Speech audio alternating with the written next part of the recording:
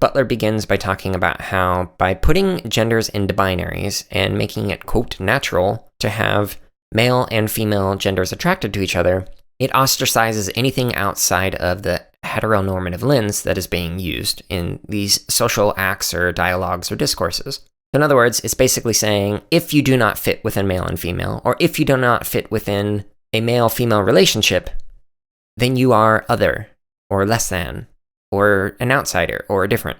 Now, thankfully, since this paper was initially written in 1988, there have been a lot of changes socially, policy-wise, etc., that have helped dispel this notion of the false binary and the heteronormative lens that is frequently used in discourse within the US.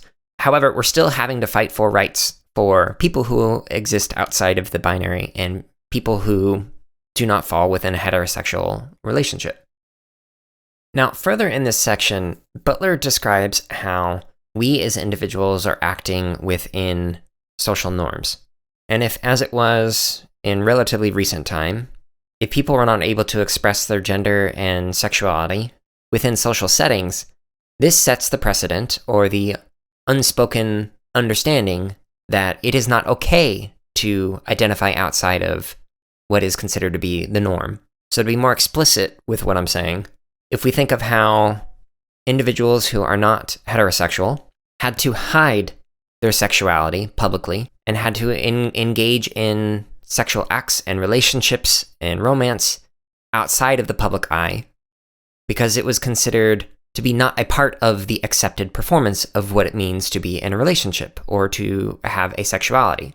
Tying it back into gender, people within the trans community have had to hide in the US their identities because it does not fit within what was considered to be the norm in the US. Here's a quote from page 526. Quote, "When this conception of social performance is applied to gender, it is clear that although there are individual bodies that enact these significations by becoming stylized into gendered modes, this action is immediately public as well. There are temporal and collective dimensions to these actions, and their public nature is not inconsequential.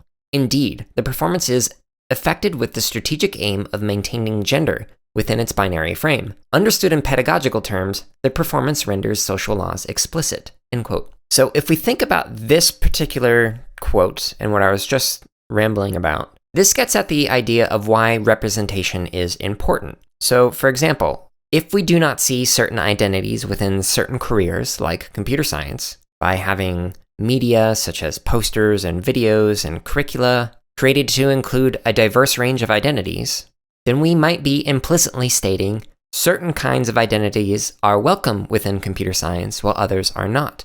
So if you listened to the episode 2 weeks ago that talked about how course materials can be gendered and forward a certain notion that certain genders are acceptable within computer science while others are not, this can be highly problematic.